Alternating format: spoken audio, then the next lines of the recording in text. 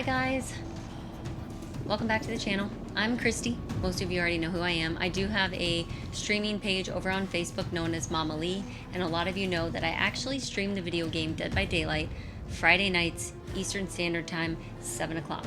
So if you haven't already checked it out, feel free to. If you notice, I'm wearing the same exact t-shirt from my last video, and that's because I just finished my Tokyo Treat video. So if you haven't already checked that out and you want to see what it's about, go check out the video before this one once you're done watching this one. Tonight I'm actually going to be going over some of the survivors in the game of Dead by Daylight. I love the game Dead by Daylight because it's multi-platform and you can play it with friends, and it's got an interestingness to it. So for those of you who like to play the game and would like to know the backstories of the characters, I will be going over the survivors and the killers in the next few videos. I'm going to do a handful of survivors tonight, and I'm going to start out with the new release of survivors. So you'll notice that every now and then Dead by Daylight, they'll upload new maps and new characters to play with. And the recent release I was super stoked about because I am a Resident Evil fan. I love Resident Evil.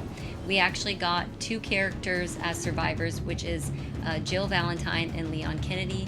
We also got a killer, which is Nemesis, and they're great. They're great. They look a lot like the characters, and the backstories are sweet and short and kind of to the point when it gets to how these characters got into this game.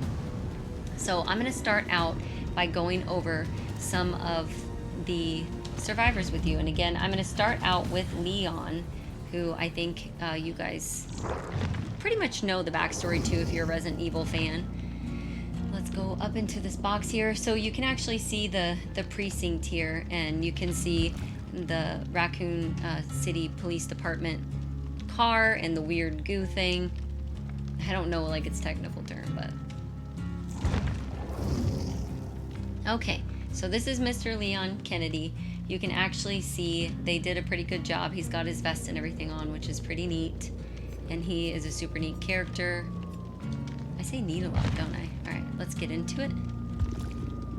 He has a difficulty level of intermediate, but he has really cool perks, and his backstory is short and sweet. So, Mr. Leon Kennedy, and we all know where he comes from. Resident Evil. Having faced hordes of zombies on his first day as a police officer, Leon S. Kennedy had to learn the job quickly. Investigating the biohazard that had ravaged Raccoon City, Leon infiltrated an abandoned Umbrella Corporation laboratory where a sudden and unexpected black fog led him astray.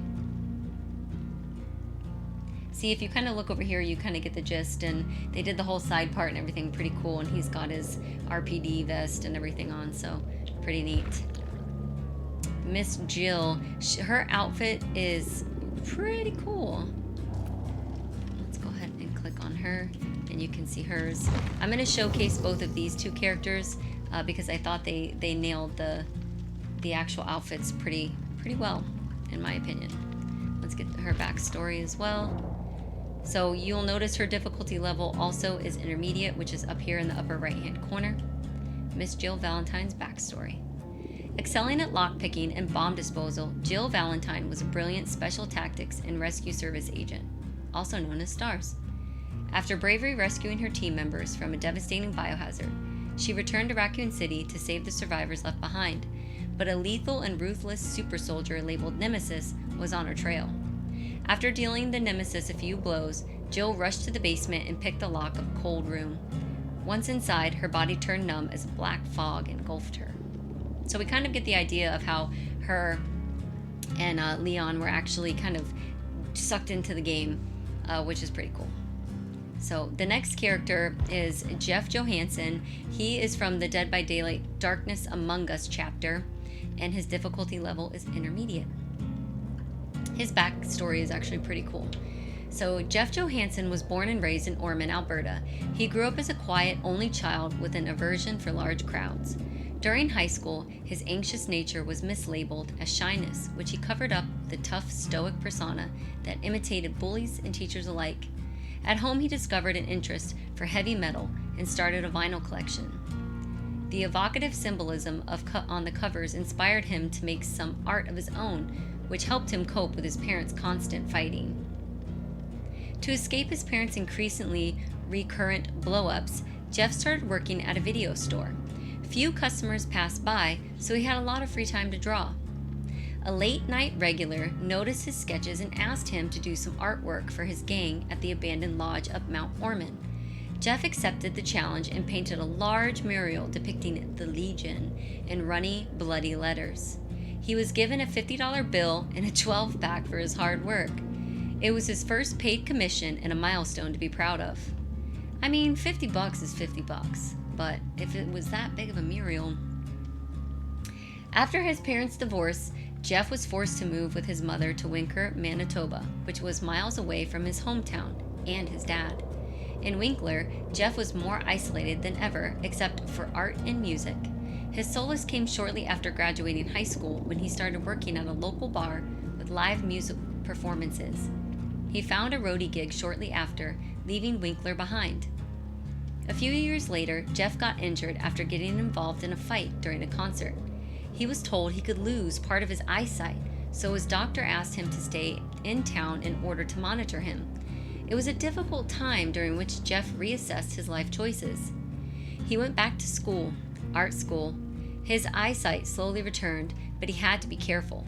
He took a few courses experimenting with a wide range of mediums, ultimately choosing oil painting and digital art, the latter of which offered paid internships. He took up a desk job and found his calling in designing labels for microbreweries. He led a quiet, simple life. He brewed beer, took in a rescue dog, designed tattoos, and freelanced album covers for bands he liked. All until one morning when he got a phone call from Ormond saying that his father had passed, leaving a few things to sort out. Jeff drove all the way back to Ormond. He felt a pang of nostalgia when he reached his father's house. Inside, there was an old guitar case sitting in against the wall. He held a black, vintage model with a sticky note that said, "For my boy." He stayed in town longer than he planned to, reminiscing about his childhood. Driving by his former high school, he remembered the mural he painted up Mount Ormond. He bought a 12-pack and headed to the lodge. After weeks of not hearing back from Jeff, his colleagues assumed that grief had gotten the better of him. His neighbor got tired of sitting his dog, which became more and more agitated as the days went by. The dog became a stray again, earing while seeking the familiar trail of Jeffrey's multi-scent. Oh, poor Jeff. Poor dog. All right. Sad story, but let's move on to Kate. Kate is one of my mains, and you'll notice that when I play Dead by Daylight over on Facebook Live, I use her a lot and I use Jill a lot. I did run one of the other characters for a long time to get a couple of the perks, but I love Kate. So Miss Kate's backstory, Kate Denton. One of Kate Denton's earliest memories was standing in front of her family, singing a song that she learned that morning at school, and watching smiles spread across their faces. Seeing how something as simple as a song could make people so happy was a moment when she knew what she wanted to do with her life. She practiced, learned the guitar, and as soon as she was big enough to reach over it, she was performing in front of crowds by the time she was 8 years old. Her mother did everything she could to fulfill Kate's dreams, taking her all over the home state of Pennsylvania, then across the South and even to Nashville itself. Kate won folk music competitions and talent shows whenever she participated, but for her to win, others had to lose, and that wasn't in her nature. She only wanted an outlet, a way to touch people's lives, to make them forget the worries of the world and just enjoy themselves, even if only for a while. With age came a newfound freedom. She bought a battered old Chevy truck and was able to travel around by herself, meeting fans and making new friends wherever she stopped. Hers wasn't a story of rock excess, though, just the road, her guitar, and maybe of a good bourbon at the end of the day. From sun-baked festivals to dark and cozy bars, people flocked to her voice and her self-penned songs of friendship, family, love, and home. These sentiments weren't just lip service. She made sure to return home as often as she could to help out in her community and entertain the local children with her tales of the wider world. She saw it as a way of giving back, of supporting others the same way she had. It was home where she found most of her inspiration as well. She had always loved to take long walks in the woods around her town, exploring off the beaten track, finding a quiet spot to play and write her songs. She had a favorite location she returned to time and time again. It was a natural hollow encircled by trees that looked at almost as if it had been blasted out of the rocks thousands of years ago. Here she felt a strong connection to nature and the earth itself. She let her mind be enveloped by the forest and rewarded her with constant inspiration. She picked up her guitar and played, her fingers dancing across the fretboard. The music that she made this time was unlike her usual uplifting tunes, being much more melancholy, even dark. Still, something compelled her to continue, to finish the song. Around her, the leaves vibrated in unison with the guitar strings, and the boughs of the trees lengthened, claw sealing into a living form. Spider-like legs descended from the canopy above, grasping for her. Regaining her senses, she grabbed a rock and tried to beat them back, but their skin was as hard as iron, and the rock simply bounced off and skittered away. The legs coiled like tendrils around her limbs and lifted her towards the darkness overhead. Fog rolled across her towards the darkness overhead. Fog rolled across the clearing, obscuring both Kate and the creature of nightmares that drew her up towards itself. When the fog cleared, there was no sign of struggle or life, just an acoustic guitar, the scratch plate engraved with flowers, as well as the initials KD inlaid in mother of pearl. And she again is from the Curtain Call chapter, which is really cool. Really, really cool. We're moving on to Feng Min and her backstory. She has a difficulty level of easy, which is on the upper right. Feng Min was a young girl when she picked up computer games, and she was instantly hooked. Her parents saw no wrong with a few minutes in front of the screen, but as minutes turned into hours and sometimes days, they finally decided to pull the plug and force Ming to put more efforts into her studies.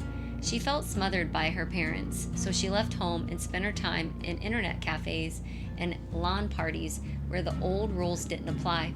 She spent hours playing, streaming, competing to rise to the top. In the gaming world, she finally found respect.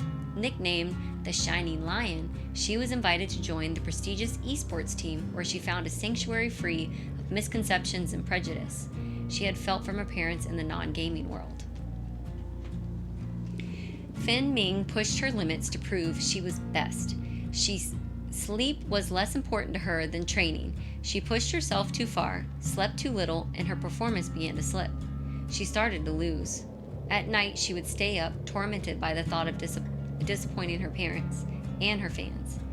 She spiraled out of control and fell into a pattern of self-destruction. She started wandering the streets and visiting bars, waking up in places she didn't remember. One day, she woke up somewhere completely different. The entity got her.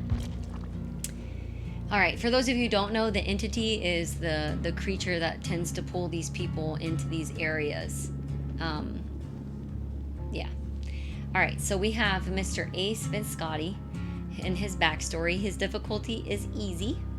Ace Vincenti is one charming guy. With his sharp Italian looks, gray-streaked hair, and silver tongue, he could pass for an aging 50s movie star.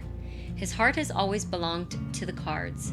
From his roots as a poor boy in Argentina, he gamed, scammed, and seduced and smooth-talked his way to a life of luxury as a high roller in the land of opportunity. That explains his shades.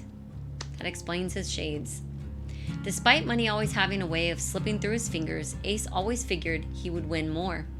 He never fulfilled that ambition. Eventually, he racked up so many debts with the wrong kind of people, and when they finally came to collect, Ace was nowhere to be found. No one knew who tipped him off or where he fled to, but anyone who knew Ace Vincenti can agree on one thing: he will survive against all odds. His is pretty cool. I actually, I've redone this video a couple times, so the first time I got to read it was tonight, and it really does explain a lot with the shades, which I thought was pretty cool. So we are moving on to David King. He is going to be the second to last of our characters for tonight. His difficulty level is intermediate, and this is his backstory. The single child of a wealthy family, David King seemed destined for greatness. While growing up in Manchester, he demonstrated serious potential in both sports and academics, and with his family connections, all doors were open to him. He could have succeeded at anything if it weren't for his combative nature. David lived for the adrenaline rush of a good fight and would go out of his way to get into one. His robustness and athletic abilities led him to rugby, where he could cut loose and really cause a ruckus. King excelled and gained a reputation as promising, if somewhat reckless, rookie. His meteoric rise came to an abrupt end when he lost his temper and assaulted a referee, earning himself a lifetime ban from the league and cutting short what most people assumed was going to be a long, successful career. King was unconcerned. Money was no issue, so he took it as an early retirement and focused on the fun things to do. Free from the constraints of a career and enabled by wealth of his family, David King spent most of his time at the pub, drinking, watching games, and getting into fights. Some might say he was wasting his life away. Not many people knew that he was an occasional debt collector or that he fought in clandestine bar knuckle fight clubs. When David King stopped showing up at the pub, the few friends he still had were not surprised. They figured he finally picked a fight with someone stronger than he was. In a way, they were right. That poor guy, all that money and stuff from his family, you think he would have just kept with it. I don't know, did something with himself. I kind of feel like some of the people were right. He was wasting his life away. I wonder if the entity picks these characters for a reason.